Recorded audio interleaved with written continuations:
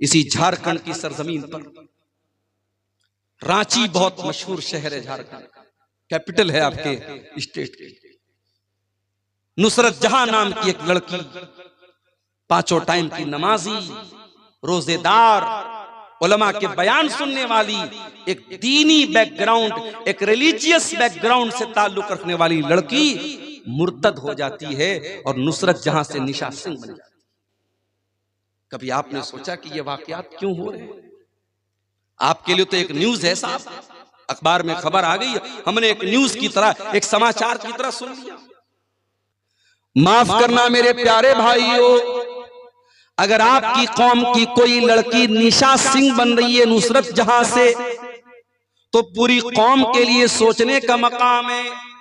पूरी कौम के चेहरे के ऊपर बहुत बड़ा थप्पड़ है कि आप अपने दीन की अहमियत भी अपनी कौम की बच्चियों को न बता सके।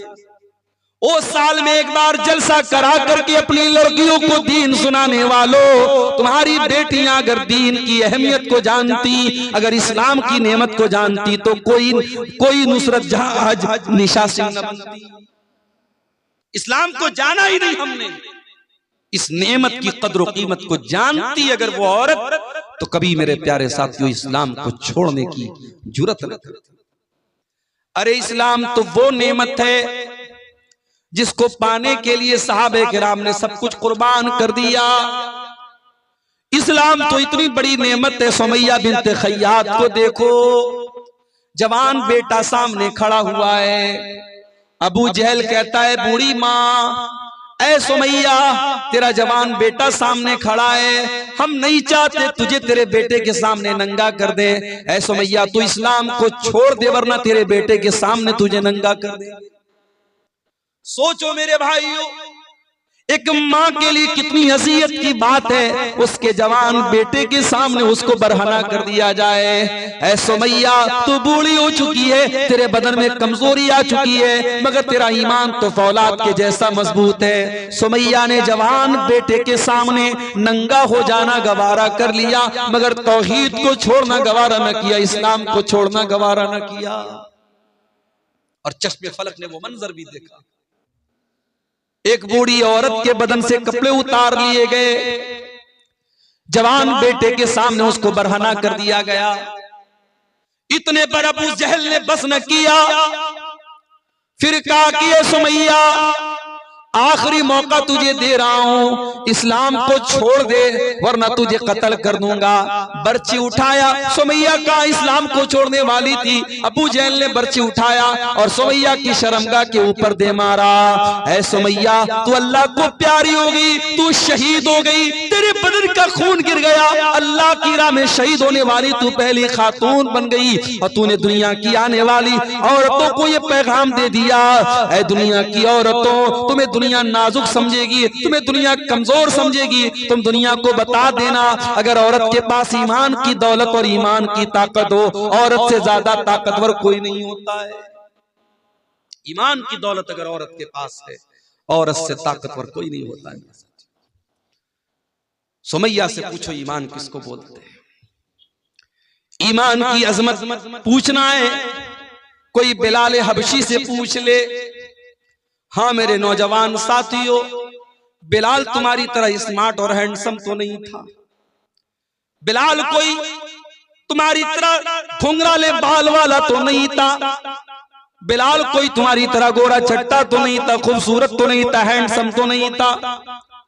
बिलाल तो हबशा का एक गुलाम था, काला कलूटा था, उसकी पूरी बॉडी काली थी, मगर उस काले सीने में जो दिल था, बिलाल के सीने में जो दिल था, वो दिल अल्लाह ताला की मोहब्बत से भरा हुआ था।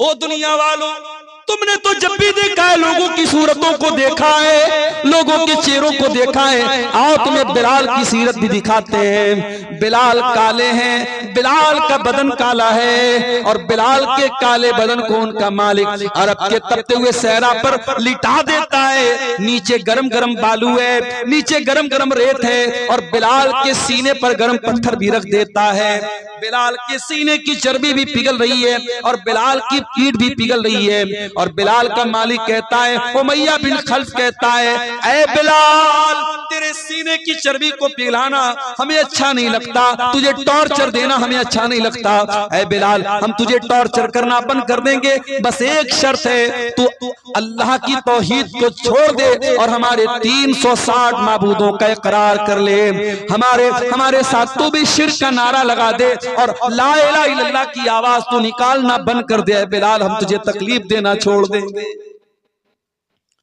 बिलाल की जबान से आवाज नहीं निकल रही, बिलाल कुछ कहने की पोजीशन में नहीं है, मगर उस गर्म पत्थर के नीचे और उस तपते हुए सहरा में लेटे हुए बिलाल की जबान से एक लफ्ज सुनाई देता है।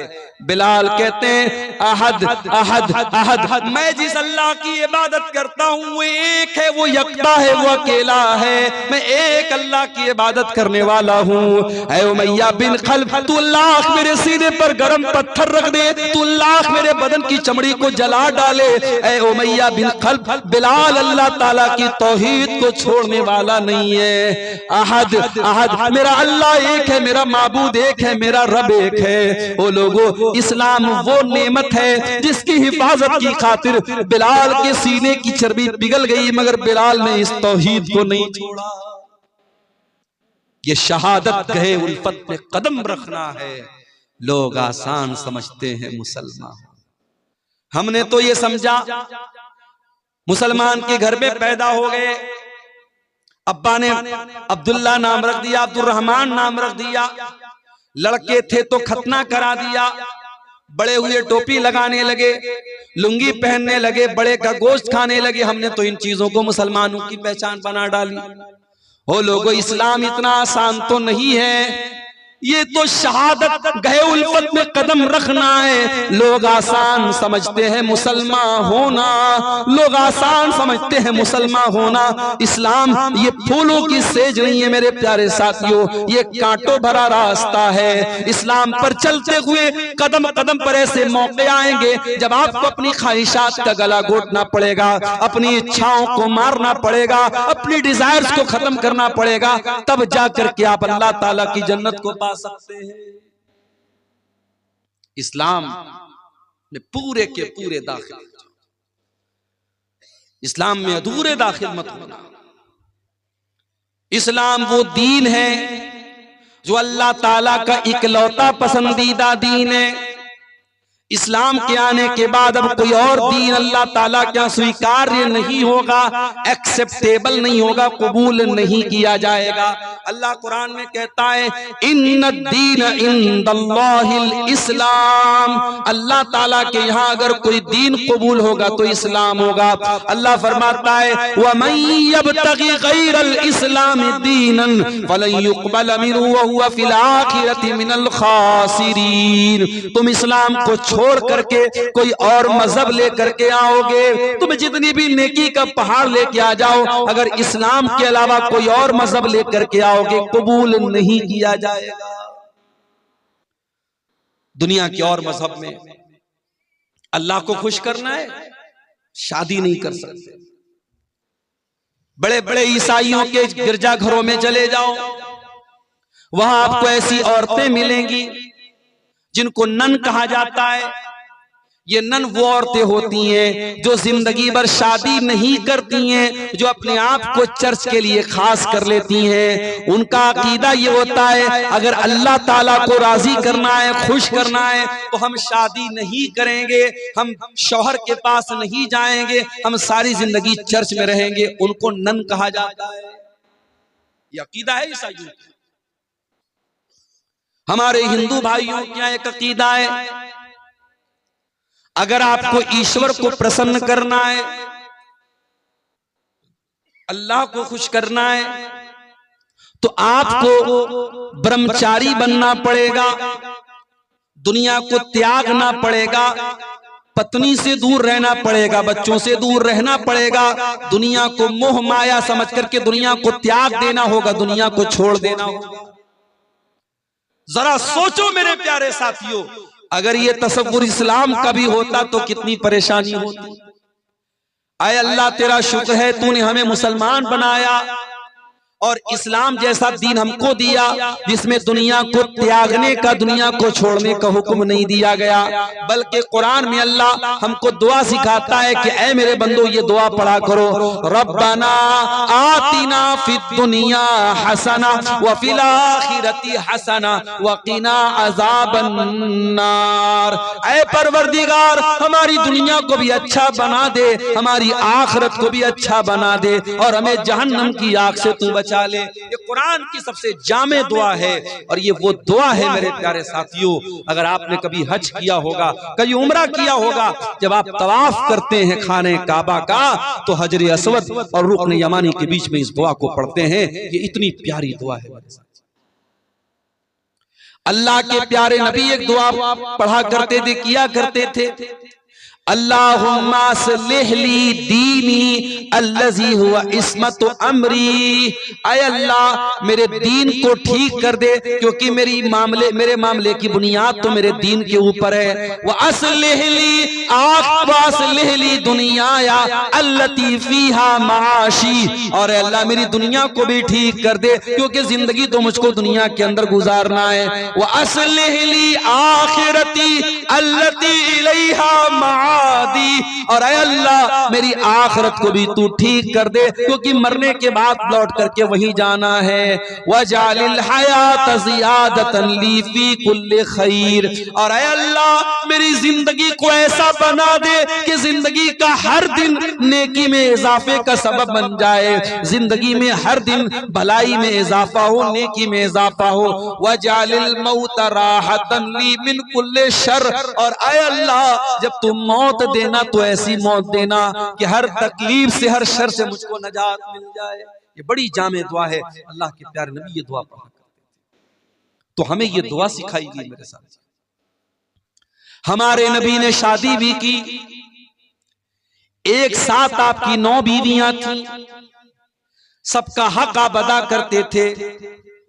आपके कुछ सहाबा ने जब शादी ना करने का इरादा कर लिया, मिसाल के तौर पर एक सहाबी थे, उनका नाम था उस्मान बिन मज़ून रज़ी अल्लाह ताला अन्हु। उन्होंने ये तय कर लिया कि मैं शादी ही नहीं करूंगा। यहां तक कि उन्होंने ये तय कर लिया कि वो अपने टेस्टिकल्स को निकलवा देंगे, अपने खुशियतैन को निकलवा देंगे, यानी मर्द रहने के काबिल ही नहीं रहेंगे, मर्दानगी खत्म कर देंगे, शादी के काबिल ही नहीं बचेंगे। यहां तक उन्होंने इरादा कर लिया। भाई उस जमाने में नसबंदी नहीं होती थी, मेडिकल साइंस का जमाना नहीं था। तो जैसे हम जानवरों को देखते हैं कि जानवरों को खस्सी कर दिया जाता है ताकि फिर जानवर पैदावार बढ़ाने के काबिल न बचे, तो हजरत उस्मान बिन मज़ून ने खस्सी करने का अपने आप को इरादा कर लिया कि मैं इस लायक ही न बचूं कि मैं शादी कर सकूं। अल्लाह के नबी को पता चला, आपने उस्मान बिन मज़ून को बुलवाया। और मैं यहां पर यह वजाहत कर दूं कि ये वो उस्मान नहीं है जो अल्लाह के नबी के दामाद थे, वो दूसरे उस्मान है। ये गलतफहमी मत पाल लीजिएगा। वो उस्मान बिन अफ़्फ़ान थे जो नबी के दामाद थे, ये दूसरे हैं। इनका नाम उस्मान बिन मज़ून था, इनके अब्बा का नाम मज़ून था। ये अल्लाह के नबी के पास आए, नबी ने पूछा क्या है उस्मान, मुझे ऐसा ऐसा पता चला है। कहा अल्लाह के नबी सही पता चला है। आपने फरमाया कि ऐ उस्मान अतब तकी रहबानियतन, क्या तुम ये चाहते हो कि इस्लाम को छोड़ करके तुम रहबानियत अपना लो? ऐ उस्मान मेरे दीन के अंदर रहबानियत नहीं है। ऐ उस्मान मैं अल्लाह का नबी हूँ, लेकिन कान खोल करके सुन लो। उमिरतु अन अनामा व अकूमा, मुझे अल्लाह ने हुक्म दिया है मैं रात में आराम भी करता हूँ और रात में नमाज भी पढ़ता हूँ। व असूमा व उफ्तिर, मैं रोजा भी रखता हूँ और कभी कभी रोजा नहीं भी रखता हूँ, मैं कंटिन्यू नफिल रोजा नहीं रखता हूँ। और अल्लाह ने मुझको हुक्म दिया है मैं निकाह भी करता हूँ, मेरी बीवियां भी है और यही मेरा तरीका है। फमन रगीबा अन सुन्नती फलैसा मिन्नी, जो मेरे तरीके से हटेगा उसका मुझसे कोई ताल्लुक नहीं है। इस्लाम इतना प्यारा दीन है, रडुआ बन करके कोई जिंदगी गुजारे, कोई शादी न करे, कोई बगैर जोड़े के रहे, इस्लाम की तालीम नहीं है। इस्लाम हुक्म देता है अपने लड़कों और लड़कियों की शादी कराओ। कोई लड़का, कोई मर्द बगैर बीवी के न रहे, कोई औरत बगैर शौहर के न रहे। ये इस्लाम की तालीम है। और आगे बढ़िए, अल्लाह के नबी के एक सहाबी हैं, नाम नोट कर लो, अब्दुल्ला बिन अमर बिन आस। नबी के सहाबा में 4 अब्दुल्ला बहुत मशहूर हैं। नहीं मालूम के दुआ वालों को शायद, उलमा को शायद पता है, बल्कि यकीनन पता होगा। अवाम की बात अगर करूं, रात रात भर तकरीर सुनने वालों को भी नहीं पता होगा।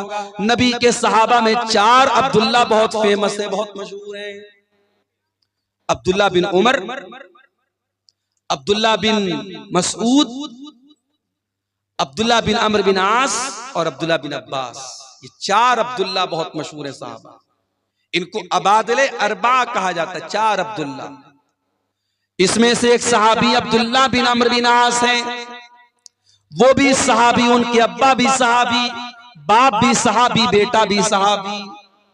हजरत अब्दुल्ला बिन अमर बिन आस बहुत बड़े सहाबी हैं, बहुत नेक इंसान है, रात रात भर नमाज पढ़ने वाले इंसान है, दिन में कंटिन्यू नफिल रोजा रखने वाले इंसान है। उनकी शादी हो गई। शादी के कुछ दिनों के बाद जब बहू को ससुर ने देखा कि बहू न बालों में कंघी कर रही है, न चेहरे पर पानी फेर रही है, चेहरा भी अजीब सा बना हुआ है, बाल भी बिखरे पड़े हैं, तो ससुर ने बहू से पूछा कि क्या बात है, ऐसी तूने हालत क्यों बना के रखी है? भाई ससुर को तो पर्दा नहीं करना है ना। अच्छा, ससुर आ गया तो बहू क्या करती है, जल्दी से अपने चेहरे पर घूंघट डाल देती। ससुर आ गया, और देवर आ गया तो तब कभी नहीं घूंघट डालती। देवर से पर्दा नहीं है, जेठ से पर्दा नहीं है, ससुर से पर्दा है। ये अजीब गरीब सिस्टम हमारे यहाँ है। जबकि ससुर तो गैर महरम नहीं है, महरम है वो। ससुर बाप के दर्जे में, अगर ससुर के सामने घूंघट नहीं भी डालेगी, अगर सीने पर दुपट्टा है तो भी चलेगा, लेकिन देवर से तो पर्दा करना है। देवर से पर्दा नहीं करेगी, ससुर से करेगी। तो यहां बहू को देखा ससुर ने कि बहू का चेहरा बड़ा उतरा हुआ है। कहा है मेरी बच्ची क्या बात है, नई नवेली दुल्हन तो बड़ा सज संवर करके रहती है, क्या बात है, तेरे बाल क्यों बिखरे पड़े हैं, तेरा चेहरा क्यों बिखरा पड़ा है, क्या बात है? कहा है अब्बा जान, आपका बेटा तो रात में नमाज पढ़ता है, दिन में रोजा रखता है, आपके बेटे को बीवी से कोई मतलब ही नहीं है। हजरत अमर बिन आस समझ गए क्या मसला है। डायरेक्ट बेटे को बोलना मुनासिब नहीं समझा। अल्लाह के रसूल सल्लल्लाहु अलैहि वसल्लम के पास आए, अरे अल्लाह के नबी, मेरे बेटे की नई नई शादी हुई है और ये हाल है, बीवी का हक अदा नहीं कर रहा है, बीवी के पास भी नहीं जाता है, रात रात भर नमाज पढ़ता है, दिन में रोजा रखता है। आपने बुलाया हजरत अब्दुल्ला को, आए अब्दुल्ला, अलम उखबर अन्नका तक़ूमुल लैल व तसूमुन नहार। आए अब्दुल्ला, मुझे पता चला है तुम रात रात भर नमाज पढ़ते हो, क्या सही खबर है? हाँ अल्लाह के नबी, सही बात है। आए अब्दुल्ला, मुझे पता चला है तुम दिन में कंटिन्यू रोजा रखते हो, क्या सही खबर है? हाँ अल्लाह के नबी, सही खबर है। आए अब्दुल्ला, कल तक अकेले थे, आज शादी हो चुकी है, बीवी तुम्हारे घर आ चुकी है। अरे अब्दुल्ला, कान खोल करके सुन लो, देखो मुझे देखो, मैं नमाज भी पढ़ता हूँ और रात में आराम भी करता हूँ, मैं रोजा भी रखता हूँ और कभी कभी रोजा नहीं भी रखता हूँ, मैं कंटिन्यू नफिल रोजा नहीं रखता हूँ, और मैंने निकाह भी किया है। अरे अब्दुल्ला, इन्ना लिअयनिका अलैका हक्का व इन्ना लिज़ौजिका अलैका हक्का व इन्ना लिरब्बिका अलैका हक्का। अय अब्दुल्ला, तेरे शरीर का भी तेरे ऊपर हक है, तेरी बीवी का भी तेरे ऊपर हक है, तेरे रब का भी तेरे ऊपर हक है। अय अब्दुल्ला, अल्लाह का हक भी अदा करो, बीवी का हक भी अदा करो, मेहमान का हक भी अदा करो, और अपने शरीर का भी हक अदा करो। सबका हक दो, सबको सबका हक दो। ये है इस्लाम की खूबसूरती और ये है इस्लाम की तालीम। मेरे प्यारे साथियों, वो प्यारा दीन हमें और आपको, मगर हमने क्या किया? हमने इस इस्लाम को बहुत लिमिटेड बना दिया। मस्जिद के अंदर आए, अल्लाहु अकबर, हाथ कहां बांधा? सीने पर बांधा। क्यों बांधा? अब्दुल गफ्फार साहब नमाज में हाथ कहां बांधना है? अब्दुल गफ्फार साहब ने हदीस पढ़ के सुनाई, अल्लाह के नबी सीने पर हाथ बांधते थे, आपने बराबर सीने पर हाथ बांधा। रुकू में गए, मौलवी साहब जब रुकू में जाएंगे तो पीठ कैसी होगी? मौलवी ने हदीस पढ़ के सुनाई, जब तो रुकू में जाए तो पीठ बिल्कुल बराबर होनी चाहिए, सर के लेवल के बराबर होनी चाहिए, न ऊंची होनी चाहिए न नीची होनी चाहिए। रुकू से उठा, समी अल्लाहु लिमन हमीदा रब्बना वलकल हम्दु हम्दन कसीरन तय्यबन मुबारकन फी। सजदे में गया। मौलवी साहब सजदा करते वक्त कौन कौन सी चीजें जमीन पर होनी चाहिए? मौलवी साहब ने हदीस पढ़ के सुनाई, अल्लाह के प्यारे नबी फरमाते हैं, उमिरतु अन अस्जुदा अला सबती आज़ुम, मुझे हुक्म दिया गया है कि सजदे के अंदर 7 हड्डियां जमीन पर होनी चाहिए।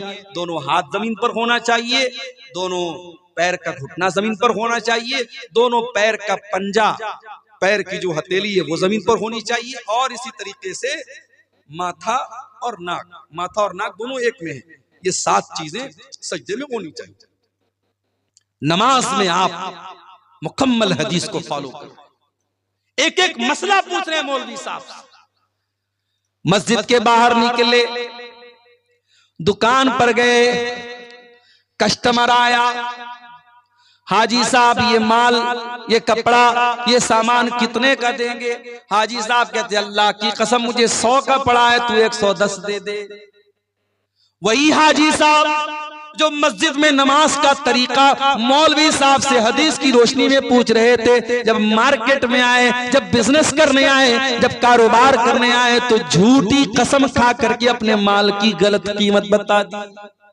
हो लोगों, तुमने ये क्यों समझ लिया कि इस्लाम तुम्हारे कारोबार पर अप्लाई नहीं होता? इस्लाम कारोबार से बाहर किसी चीज का नाम है। हो लोगों, इस्लाम एक मुकम्मल साबित हयात का नाम है, इस्लाम एक मुकम्मल लाइफ स्टाइल का नाम है। इस्लाम अगर आपको नमाज पढ़ने का तरीका बताता है तो इस्लाम आपको कारोबार करने का तरीका भी बताता है। जब आप बिजनेस करेंगे, कारोबार करें, अल्लाह के नबी ने फरमाया कि वहां झूठ नहीं बोलना है, वहां धोखाधड़ी नहीं करना है, वहां किसी हराम माल का बिजनेस नहीं करना है। कारोबार करने का भी आपको तरीका बताया। यहां तक कि जब आप पेशाब करने जाते हैं, लेटरीन करने जाते हैं, इस्तिंजा कैसे करना है उसका भी तरीका बताया गया। घोड़े और कुत्ते की तरह खड़े होकर के पेट की जिप खोल करके कहीं पर भी पेशाब कर लेना और शर्मगाह को न धुलना, इस्तिंजा न करना, माफ करना, ये मुसलमान का तरीका नहीं है, ये जानवरों का तरीका है, मुसलमान का तरीका नहीं है। हजरत सलमान फारसी रजी अल्लाह ताला अन्हु के पास एक मर्तबा यहूदी आए और यहूदियों ने आकर के मजाक उड़ाते हुए कहा कि ऐ सलमान फारसी, तुम्हारे नबी ने तो तुम्हें सब कुछ सिखाया है, तो ये भी सिखाया होगा पेशाब कैसे किया जाए, पाखाना कैसे किया जाए। कहा कि हाँ ऐ यहूदियों, हमारे नबी ने पेशाब और पाखाना करने का तरीका भी हमको बताया है। अमरना अल्लाह नस्तकबिल क़िबलत वला नस्तदबिरहा, हमारे नबी ने हमें हुक्म दिया है जब इस्तिंजा करने बैठे तो किबला की तरफ, पश्चिम की तरफ ना चेहरा करें न पीठ करें, और हमारे नबी ने हमको मना किया कि 3 से कम ढेले के जरिए इस्तिंजा न करें, और हमारे नबी ने मना किया कि हम गोबर या हड्डी से इस्तिंजा न करें। ये 3 हुक्म हमारे नबी ने तो हमें पेशाब और पाखाना करने का दिया है। गोया यहूदी तो मजाक उड़ाने के लिए आए थे, मगर सलमान फारसी ने जवाब दे दिया कि ऐ यहूदियों, तुम सही कह रहे हो, हमारे नबी ने हमारे लिए कोई चीज नहीं छोड़ी, हमारे नबी ने हमें पेशाब और पाखाना करने का तरीका भी हमको। शादी हो गई आपकी, बीवी के पास आपको मिलने जाना है,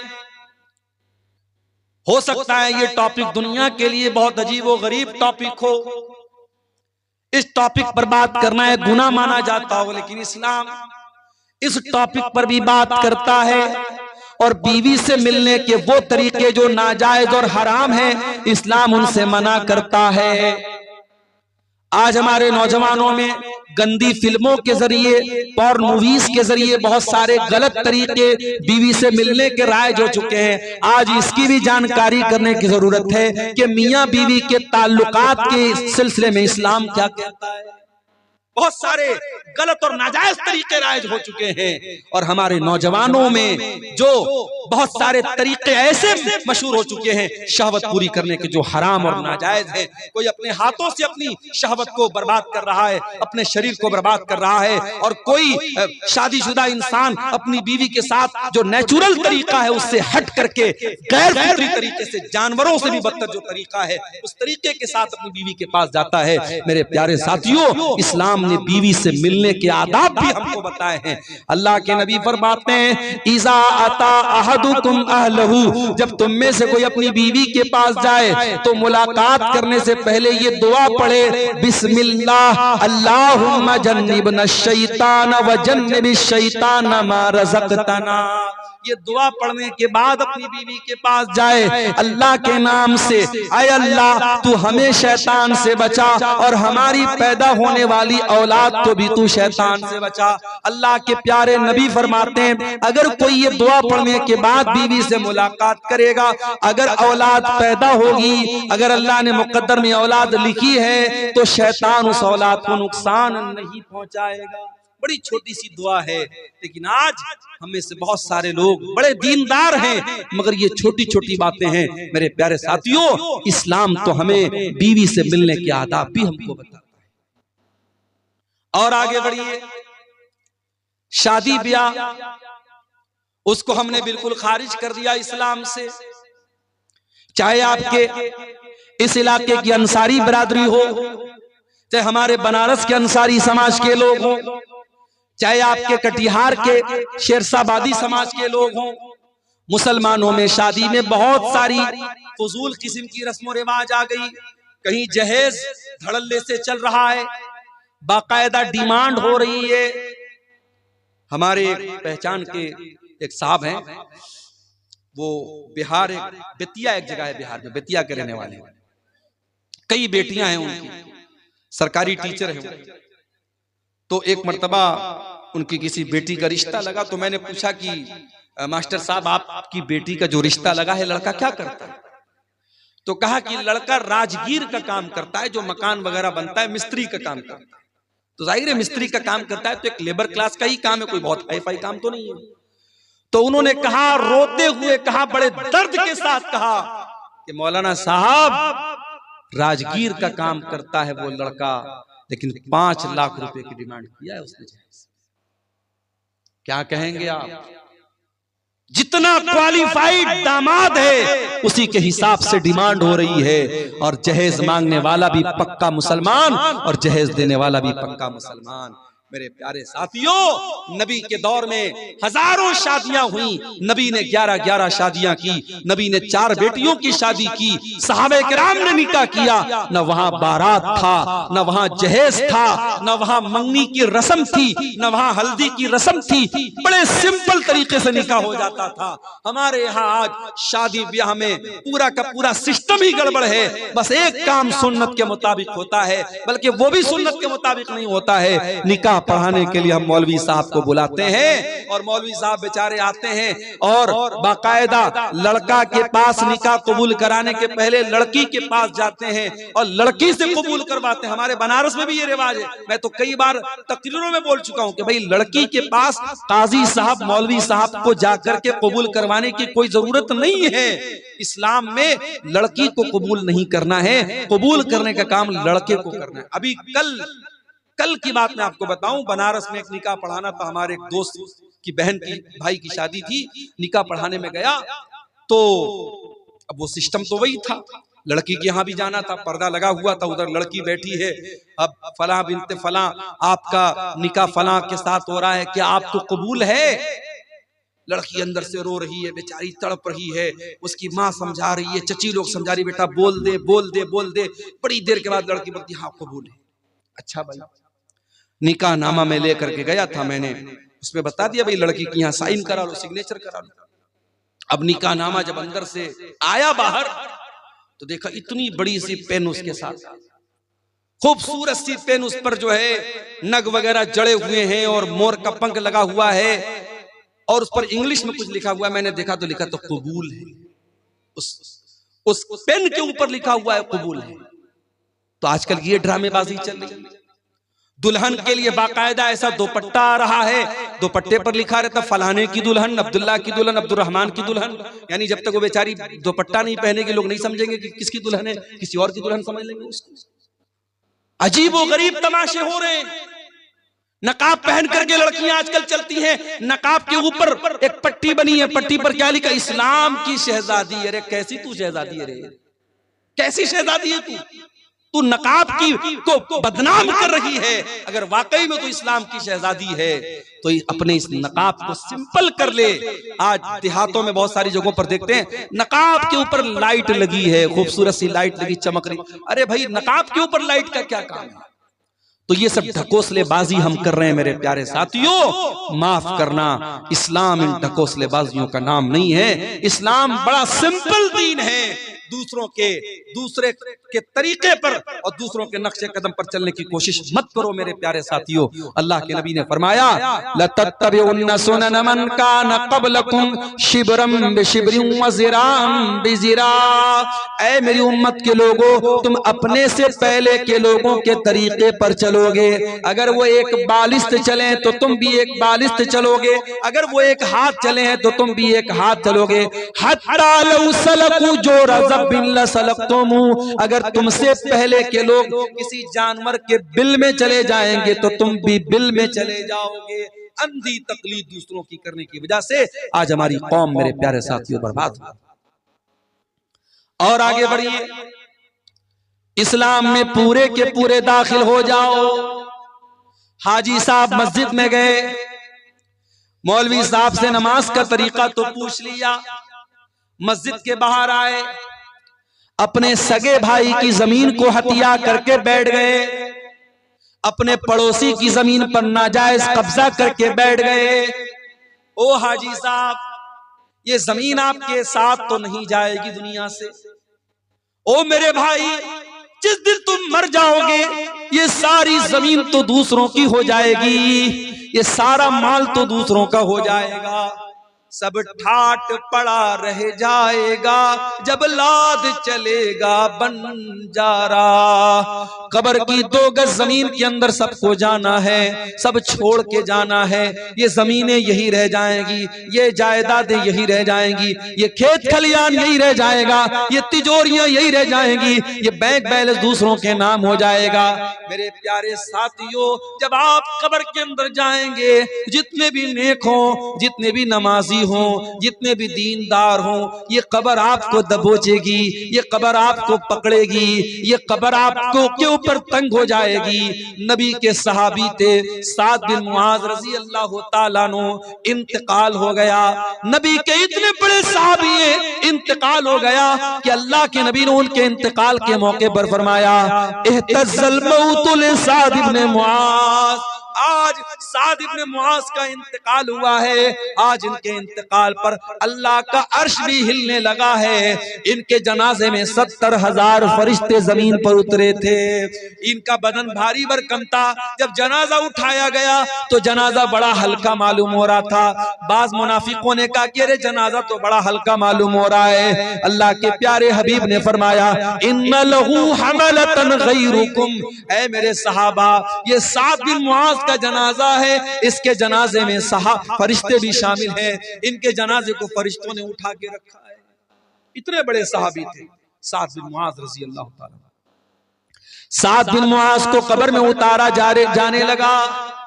सहाबे किराम भी साइड में खड़े हैं, अल्लाह के प्यारे नबी भी कब्र के पास खड़े हैं। जब जनाजे को कब्र में उतारा जाने लगा, अचानक अल्लाह के नबी के चेहरे की रंगत बदल गई। अल्लाह के नबी के चेहरे पर डर तारी हो गया, आपके चेहरे पर खौफ तारी हो गया और आपने 3 मरतबा फरमाया सुबहान अल्लाह, सुबहान अल्लाह, सुबहान अल्लाह, अल्लाहु अकबर, अल्लाहु अकबर, अल्लाहु अकबर। आपने 3 मरतबा मरतबा तकबीर पढ़ी, 3 मरतबा तस्बीह पढ़ी। सहाबा ने भी तस्बीह पढ़ी, सहाबा ने भी तकबीर पढ़ी। सहाबा ने कहा अल्लाह के नबी क्या बात है, आप क्यों घबराए घबराए से लग रहे हैं, क्यों आप 3 मरतबा तस्बीह पढ़ रहे हैं, क्यों आप 3 मरतबा तकबीर पढ़ रहे हैं। आपने फरमाया ऐ मेरे सहाबा तज़ायक़ाला साहिबिकुम अल कब्र, तुम्हारे इस साथी की कब्र इनके ऊपर तंग हो गई, इनकी कब्र ने इनको दबोचा था, इनकी कब्र ने इनको पकड़ा था, और जितनी देर इनकी कब्र ने इनको पकड़ा था ऐ मेरे सहाबा मैं भी डर गया और मैंने अल्लाह की तस्बीह पढ़ी, अल्लाह की तकबीर पढ़ी। ऐ मेरे सहाबा इन्ना लिल कब्रि ज़ग़ततन लौ नजा मिन्हु अहदुन लनजा साद इब्न मुआज़, अगर कब्र के दबोचने से कोई बच जाता तो साद बिन मुआज़ बच जाते। ओ लोगो, जब नबी का सहाबी नहीं बचा, हमारी और आपकी क्या हैसियत है। ओ नमाजियों, ओ तहज्जुद पढ़ने वालों, ओ रोजा रखने वालों, ओ कुरान पढ़ने वालों, ये कब्र तो तुमको भी पकड़ेगी, ये कब्र तो तुमको भी दबोचेगी। ओ लोगो, उस कब्र की जिंदगी के बारे में कभी सोचो, कभी उसकी तैयारी करो। ये नाजायज की जायदादें, ये नाजायज जमीनें, ये नाजायज दौलत दूसरे लेके चले जाएंगे, दूसरे मौज मस्ती करेंगे और तुम कब्र में उसकी सजा झेलोगे। ये कोई फायदे का सौदा नहीं, ये घाटे का सौदा है मेरे साथ। हराम कमाई ला करके दूसरों की जिंदगी बना रहे हो और अपनी आखिरत बर्बाद कर रहे हो। भाई भाई की जमीन पर कब्जा कर रहा है, पड़ोसी पड़ोसी की जमीन पर कब्जा कर रहा है।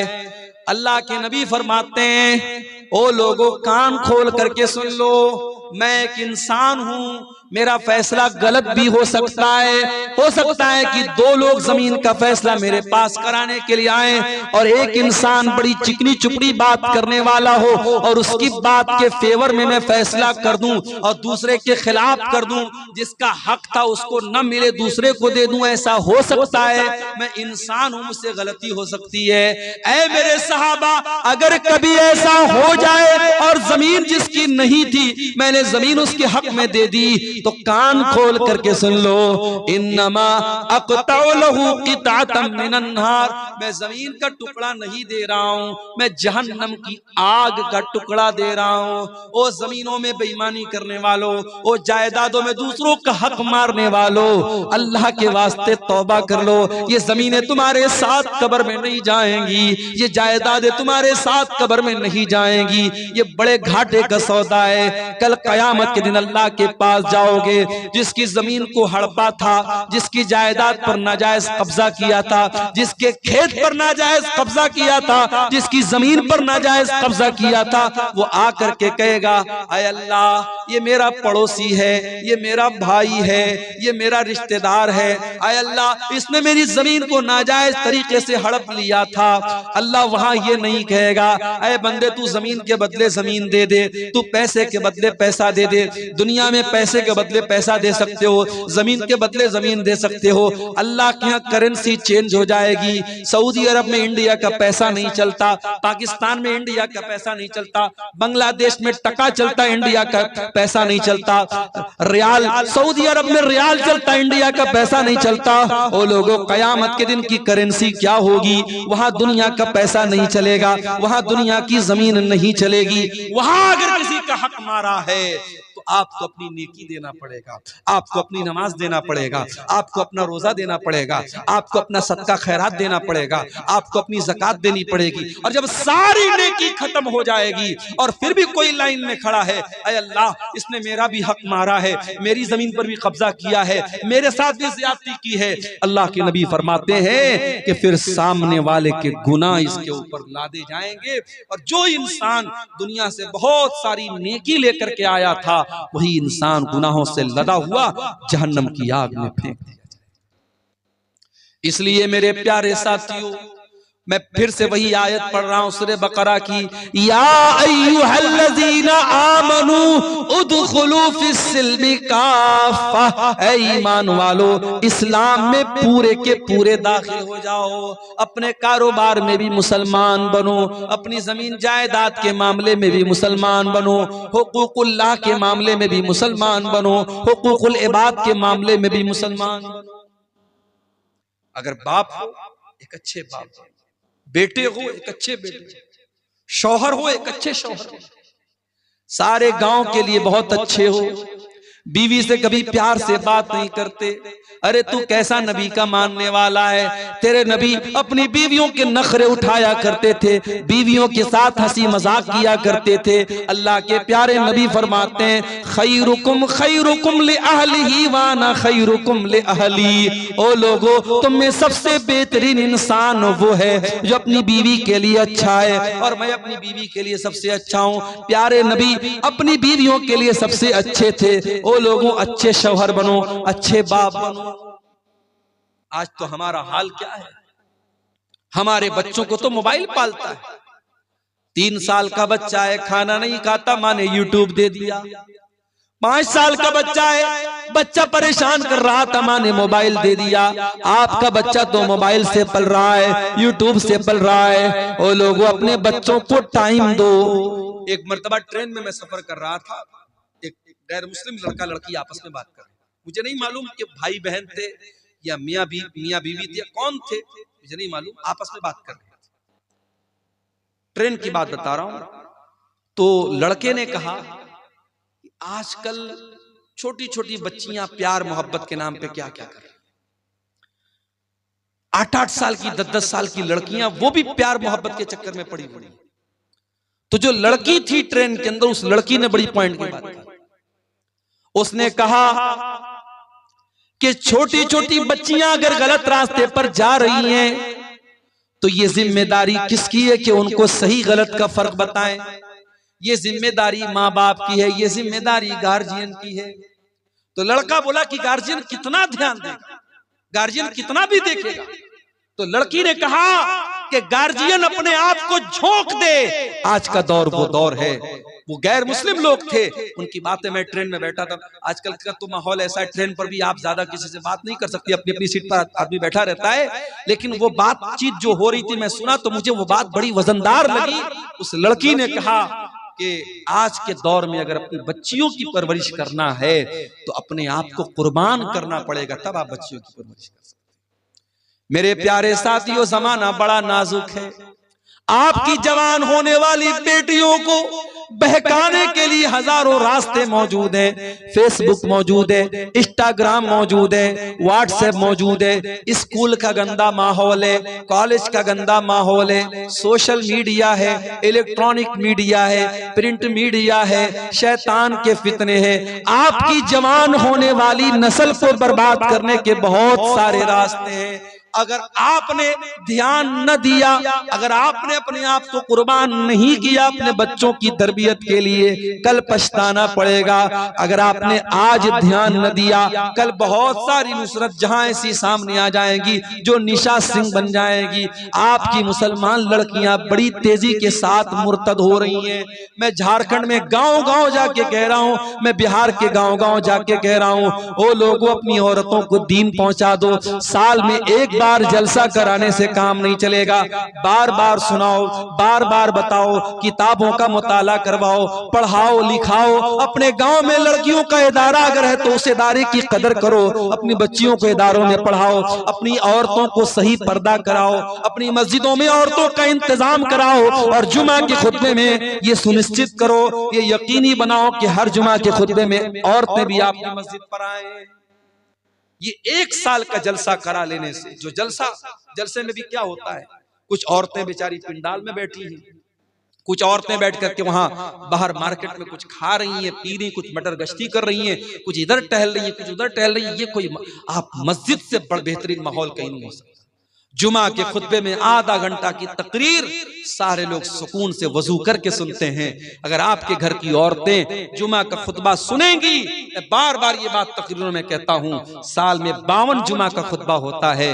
अगर आपके घर की औरतें 52 मरतबा जुमा में जाएंगी, इंशाअल्लाह दीन की बहुत सारी मालूमात वो लेकर के जाएंगी। तरबियत के लिए टाइम निकालना पड़ेगा मेरे साथ। इसीलिए अरबी का एक शायर कहता है, लईसल यतीम मन इंतहा अबवाहु मिन हम्मिल हयाती व खल्लफाहु जलीला। अरे यतीम वो नहीं है जिसके माँ बाप दुनिया से चले गए हो। इन्नल यतीम हुवल्लज़ी तल्का लहू उम्मन तखल्लत औ अब मशगूला। अरे यतीम तो वो बच्चा है जिसकी माँ के पास समय नहीं है, जिसके बाप के पास टाइम नहीं है, जो अपने बच्चों की तरबियत के लिए वक्त नहीं निकालता है। इसलिए मेरे अजीजों, अपने बच्चों की तरबियत के लिए वक्त निकालो, इस्लाम में पूरे के पूरे दाखिल हो जाओ, एक अच्छे बाप बनो, एक अच्छे शौहर बनो, एक अच्छे मुरब्बी बनो, ताकि आपकी आने वाली नस्लें दीनदार बने। इस समाज के फितरों से अगर अपनी आने वाली नस्लों को बचाना है, मेरे अजीजों, अपने आप को नेक और दीनदार बनाओ। जब तक हम खुद दीनदार नहीं बनेंगे, अपने बच्चों को दीनदार नहीं बना सकते। बीड़ी पीने वाला बाप अपने बच्चों को बीड़ी से नहीं मना कर सकता, गाली बकने वाला बाप अपने बच्चों को गाली देने से नहीं रोक सकता, बेपर्दा रहने वाली माँ अपनी बेटियों को पर्दा करने की तालीम नहीं दे सकती। अगर अपनी औलाद को सुधारना है तो पहले माँ बाप को खुद सुधरना पड़ेगा, माँ बाप को अपनी इस्लाह करनी पड़ेगी। मेरे अजीजों, आइए हम अल्लाह से दुआ करें, रब्बुल आलमीन हमें कहने सुनने से ज्यादा अमल करने की तौफीक अता फरमाए।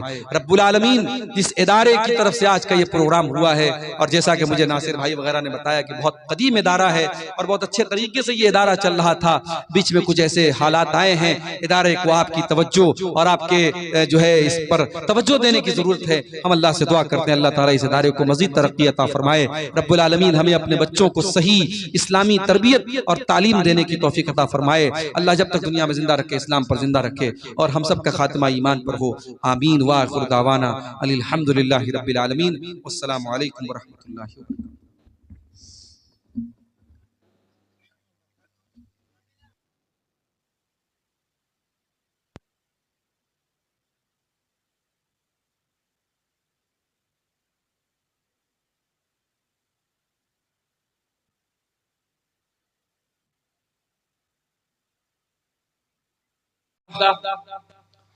वखलक़ मिन्हा ज़ौजहा वबत्त मिन्हुमा रिजालन कसीरन व निसाअ वत्तक़ुल्लाहल्लज़ी तसाअलून बिही वल अरहाम इन्नल्लाहा काना अलैकुम रक़ीबा। या अय्युहल्लज़ीना आमनुत्तक़ुल्लाहा वक़ूलू क़ौलन सदीदा युस्लिह लकुम अमालकुम व यग़फिर लकुम ज़ुनूबकुम व मन युतिइल्लाह व रसूलहू फ़क़द फ़ाज़ फ़ौज़न अज़ीमा। अम्मा बअद फ़इन्न ख़ैरल हदीस किताबुल्लाह व ख़ैरल हदी हदी मुहम्मदिन सल्लल्लाहु अलैहि वसल्लम व शर्रल उमूरि मुहदसातुहा व कुल्ल मुहदसतिन बिदअह व कुल्ल बिदअतिन ज़लालह व कुल्ल ज़लालतिन फिन्नार। अऊज़ु बिल्लाहि मिनश शैतानिर रजीम। बिस्मिल्लाहिर रहमानिर रहीम। या अय्युहल्लज़ीना आमनु दुखुलू फिस्सिल्मि काफ़्फ़ह वला तत्तबिऊ खुतुवातिश शैतान इन्नहु लकुम अदुव्वुम मुबीन। मोहतरम उलमाए किराम, बुजुर्गों और दोस्तों, नौजवान साथियों, माओं और बहनों, प्यारे बच्चों, आज के इस प्रोग्राम में जो कि बहुत कम वक्त में मुरत्तब किया गया, तय किया गया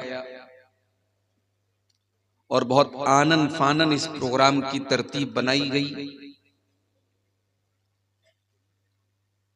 इस प्रोग्राम में आना मेरे लिए बहुत ही मुश्किल हो चुका था, क्योंकि आप जानते हैं इस वक्त फरवरी का महीना है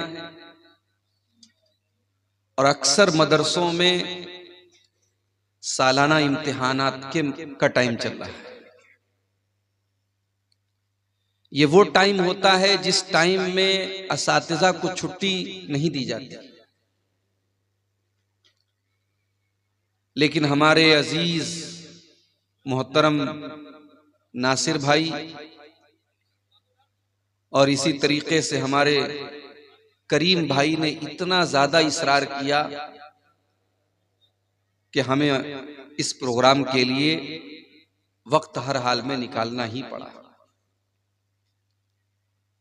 कल रात में नेपाल में था मैं, रात भर का सफर करके बाई कार बनारस पहुंचा, सुबह मदरसे में क्लास ज्वाइन किया, फिर मदरसे से दोपहर में निकला स्टेशन के लिए, तकरीबन 4 बजे ट्रेन पकड़ करके फिर पटना पहुंचा, फिर पटना से 4 व्हीलर से वो भी पूरी स्पीड से भागते हुए आपके बीच में पहुंचा।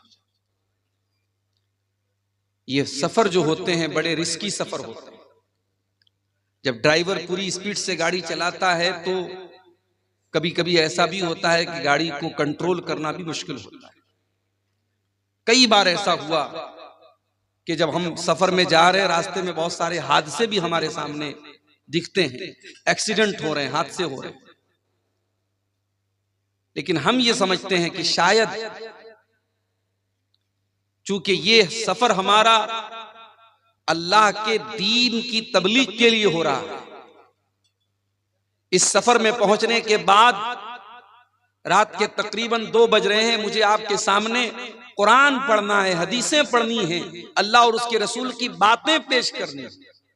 मैं ये समझता हूं वल्लाहु आलम कि ये कुरान और हदीस की बरकत है कि अल्लाह हिफाजत भी करता है, अल्लाह ताकत भी देता है, वरना हमारे बस की बात नहीं है। मेरे साथ हमारे दोस्त लोग बोलते हैं कि हम लोग 1 दिन का सफर करते हैं, हालत खराब हो जाती है, या 24-24 घंटे हो जाते हैं पीठ बिस्तर पे लगाए हुए। लेकिन अल्लाह तबारक व तआला से यही दुआ भी करते हैं कि जब तक जिस्म जान है, ताकत है, अल्लाह ताला कुछ काम अगर ले रहा है तो अल्लाह ताला इसको कबूल भी फरमा ले, और लोगों के दिलों में जो मोहब्बत है, अकीदत है, अल्लाह ताला इसको भी बरकरार रखे और आखिरत में इसको नजात का जरिया बना दे। बस हमारी यही दुआ है, आमीन। मेरे भाइयों, मुझसे पहले आपने मुख्तलिफ उलमा की तकरीरों को सुना। अभी मुझसे ठीक पहले झारखंड की सरजमीन के नौजवान आलिम दीन शेख नूरुद्दीन साहिल साहब, गालिबन मैंने पूरी तकरीर नहीं सुनी, आखिर का थोड़ा सा हिस्सा मैंने सुना, गालिबन वो सहाबे किराम की अजमत पर आपके सामने खिताब कर रहे थे। उनके पहले झारखंड ही की सरजमीन से आए हुए शेख अबुल कलाम सलफी हफिज़हुल्लाह ने कयामत के ताल्लुक से बहुत सारी बातें आपके सामने रखी। आज मैं आपके सामने जो बात रखना चाहता हूं वो ये समझ लीजिए कि बस कुरान की एक आयत मैंने पढ़ी है, उसी आयत को थोड़ा सा एक्सप्लेन कर देना है, समझा देना है। अगर वो बात हमारी समझ में आ गई तो समझिए कि हमारी तकरीर कामयाब है। तो आइए पहले कुरान करीम की उस आयत का तर्जमा और मतलब देखते हैं जो अभी मैंने आपके सामने खुतबे मसनूना के बाद पढ़ी। यह आयत सूरतुल बकरा की है, कुरान के दूसरे पारे की आयत। या अय्युहल्लज़ीना आमनू उदखुलू फिस्सिल्मि काफ़ा, ऐ ईमान वालो दाखिल हो जाओ, प्रवेश करो, एंट्री करो, फिस्सिल्मि इस्लाम के अंदर। या अय्युहल्लज़ीना आमनू उदखुलू फिस्सिल्मि काफ़ा, ऐ ईमान वालो तुम इस्लाम के अंदर पूरे के पूरे दाखिल हो जाओ। आप किसी मकान के अंदर दाखिल होते हैं, ऐसा तो नहीं होता कि आपका हाथ मकान के अंदर है और बाकी जिस्म बाहर है, ऐसा तो नहीं होता। आप ऐसा भी नहीं करते, किसी मकान के अंदर, किसी बिल्डिंग के अंदर आप दाखिल होते हैं, पैर बिल्डिंग के अंदर है और बाकी बॉडी बाहर है। आप जब भी किसी मकान में प्रवेश करते हैं, किसी घर में दाखिल होते हैं तो पूरे के पूरे दाखिल होते हैं। अल्लाह रब्बुल आलमीन फरमा रहा है उदखुलू फिस्सिल्मि काफ़ा, ऐ ईमान वालो तुम इस्लाम के अंदर पूरे के पूरे दाखिल हो जाओ। गोया इस्लाम भी एक बिल्डिंग की तरह है, इस्लाम भी एक घर की तरह है, और इस घर में तुम्हें आधा अधूरा नहीं दाखिल होना है, इस घर में तुम पूरे के पूरे दाखिल हो जाओ।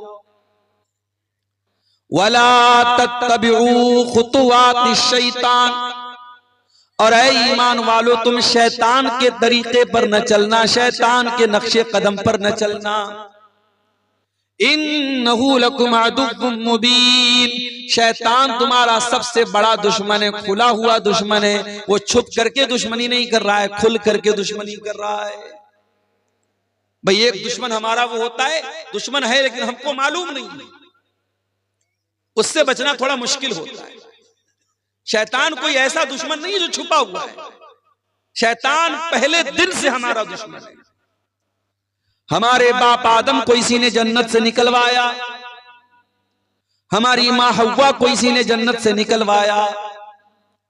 हमारे माँ बाप आदम और हव्वा को जिस पेड़ के करीब जाने से अल्लाह ने मना किया था, उस पेड़ को चखने पर इसने मजबूर तो नहीं कह सकते, यानी ऐसा उनको लालच दिलाया, ऐसा बहकाया कि उन्होंने उस पेड़ को खा लिया, उसके फल को खा लिया।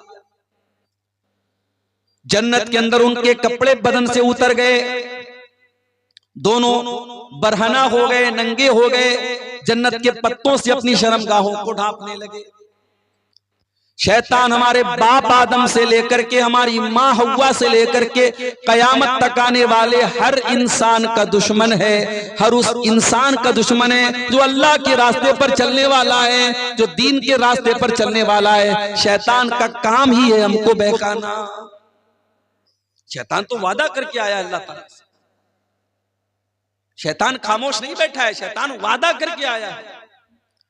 सुम्मा लातियन्नहुम मिन बैनि अयदीहिम व मिन खल्फिहिम व अन अयमानिहिम व अन शमाइलिहिम व ला तजिदु अक्तरहुम शाकिरीन। ऐ अल्लाह मैं तेरे ज्यादातर बंदों को बहकाऊंगा, ऐ अल्लाह आगे से भी बहकाऊंगा, पीछे से भी बहकाऊंगा, दाएं तरफ से भी बहकाऊंगा, बाएं तरफ से भी बहकाऊंगा। ऐ अल्लाह हर तरफ से तेरे बंदों को बहकाऊंगा। व ला तजिदु अक्तरहुम शाकिरीन, और तेरे ज्यादातर बंदे तेरे नाशुक्रे हो जाएंगे। नाशुक्रे हैं कि नहीं? बड़े बड़े पढ़े लिखे लोग हैं, काबिल लोग हैं, वेल एजुकेटेड है, वेल क्वालिफाइड हैं, सूरज के आगे हाथ जोड़ रहे हैं, चांद की इबादत कर रहे हैं, पेड़ की इबादत कर रहे हैं, नदी के आगे हाथ जोड़ रहे हैं, सांड को देख करके, गाय को देख करके उसके आगे हाथ जोड़ रहे हैं, गाय का पेशाब पी रहे हैं, गाय का गोबर खा रहे हैं। आपके गुवाहाटी के अंदर औरत की शर्मगाह की मूर्त बनी, उसकी इबादत हो रही है, शर्मगाह की पूजा, शर्मगाह की इबादत हो रही है। इससे बढ़ करके अल्लाह ताला की नाशुक्री क्या होगी? पैदा करने वाला अल्लाह, जिंदगी देने वाला अल्लाह, ऑक्सीजन चलाने वाला, ऑक्सीजन देने वाला अल्लाह, रोजी रोटी का मालिक अल्लाह, और अल्लाह की धरती पर रह करके अल्लाह की ऑक्सीजन में सांसें लेकर के इंसान शर्मगाह की इबादत कर रहा है। इससे बढ़ के नाशुक्री क्या होगी? अभी हमारे उत्तर प्रदेश में 12 साल पर हमारे गैर मुस्लिम भाइयों का एक त्योहार आता है, महाकुंभ के नाम से। अभी वो चल रहा है, बड़ी भीड़ है, अभी ट्रेनों में, रोड पर सफर करना बड़ा मुश्किल है। इलाहाबाद के अंदर, प्रयागराज के अंदर सारे देश भर से संत साधु आए हुए हैं, मीडिया वाले खूब कवरेज दे रहे हैं। उसमें ऐसे भी साधु लोग आते हैं, ऐसे भी बाबा लोग आते हैं। कोई 10 साल से अपना हाथ ऐसे उठाए हुए है और उसी को बहुत बड़ी इबादत समझ रहा है। कोई नंगा होकर के, मादर जात बरहना है, नंगा है, बदन पर एक कपड़ा नहीं, शर्मगाह नजर आ रही है। औरत आती है, उस नंगे बाबा के आगे सजदा करती है, उसकी शर्मगाह को छू करके आशीर्वाद देती है, और मीडिया वाले उसको कवरेज दे रहे हैं। मेरे प्यारे साथियों, इस मंजर को देख करके इंसानियत भी शर्मा जाए, इंसान भी शर्मा जाए कि ये क्या हो रहा है। शर्मगाह की इबादत हो रही है और इंसान नंगा घूम रहा है, और उसको दीन समझा जा रहा है, उसको सवाब समझा जा रहा है। ये सारे मनाजिर देखने के बाद क्या हमारे और आपके दिल में ये जज्बा पैदा नहीं होता कि ऐ अल्लाह, तेरा बहुत बड़ा करम और एहसान है कि तूने हमें मुसलमान बनाया। हमारी औकात नहीं थी, हमारी हैसियत नहीं थी कि हम अपनी सूझबूझ से इस दिन को कबूल करते। बड़े बड़े दानिश्वर, बड़े बड़े पढ़े लिखे बुद्धिजीवी लोग इसी मुल्क में रहते हैं, इस्लाम कबूल नहीं कर रहे हैं, तौहीद कबूल नहीं कर रहे हैं। ऐ अल्लाह, हम इस बात की गारंटी कैसे ले सकते थे? ये तो तेरा करम है, तूने हमें मुसलमान बनाया है। कभी गौर करना मेरे प्यारे साथ, हमारे अंदर कोई सुरखाब का पर लगा हुआ है? अल्लाह ने कौन सी ऐसी खास बात हमारे अंदर देखी, हमको मुसलमान बना दिया? ये बस उसका करम है, उसकी कृपा है, उसकी रहमत है, वरना हम किस लायक है मेरे प्यारे साथ। इसीलिए जन्नती जब जन्नत में जाएंगे तो क्या कहेंगे? वक़ालुल हम्दुलिल्लाहिल्लज़ी हदाना लिहाज़ा वमा कुन्ना लिनहतदिय लौला अन हदानल्लाह। ऐ अल्लाह, तेरा करम और तेरा शुक्र है, तूने हमको हिदायत की नेमत से नवाजा, इस्लाम की नेमत से नवाजा। ऐ अल्लाह, अगर तू हमको हिदायत न देता तो हमें ये हिदायत नहीं मिल सकती थी, हम इस हिदायत को नहीं पा सकते थे। ऐ अल्लाह, तेरा करम है कि तूने हमको हिदायत से नवाजा। ये अल्लाह का बहुत बड़ा एहसान है मेरे प्यारे साथ। इसीलिए पांचों टाइम की नमाज में हम बार बार अल्लाह ताला से क्या दुआ करते हैं? इहदिनस सिरातल मुस्तकीम।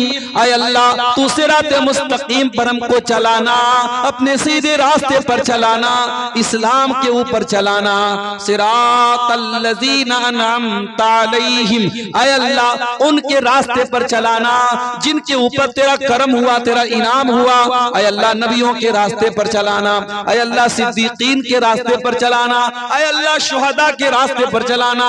ऐ अल्लाह, सालिहीन के रास्ते पर चलाना। गैरिल मग़दूबि अलैहिम वलद्दाल्लीन। ऐ अल्लाह, उनके रास्ते पर तू न चलाना जिनके ऊपर तेरा गजब नाजिल हुआ, उनके रास्ते पर न चलाना जो भटक गए। ऐ अल्लाह, यहूद और नसारा के तरीके पर न चलाना। ये दुआ करते हैं सूरह फातिहा की शक्ल में, पांचों टाइम की नमाज में, हर रकात में हम ये दुआ करते हैं। ये इतनी बड़ी नेमत है मेरे प्यारे साथियों इस्लाम, के इस नेमत को हम बार बार अल्लाह से, इसीलिए कुरान में हमको ये दुआ सिखाई गई, रब्बना ला तुज़िग़ क़ुलूबना बअद इज़ हदैतना व हब लना मिन लदुनका रहमह इन्नका अंतल वह्हाब। ईमान वाले ये दुआ करते हैं, ऐ परवरदिगार, जब तूने इस्लाम की नेमत से हमको नवाजा, जब तूने हिदायत की नेमत से हमको नवाजा, ऐ अल्लाह, दोबारा हमको भटकने न देना, गलत रास्ते पे जाने न देना, शिर्क के रास्ते पर जाने न देना, कुफ्र के रास्ते पर जाने न देना। ऐ अल्लाह, जब तूने हिदायत की नेमत से नवाजा तो फिर हमारे दिल की हिफाजत करना।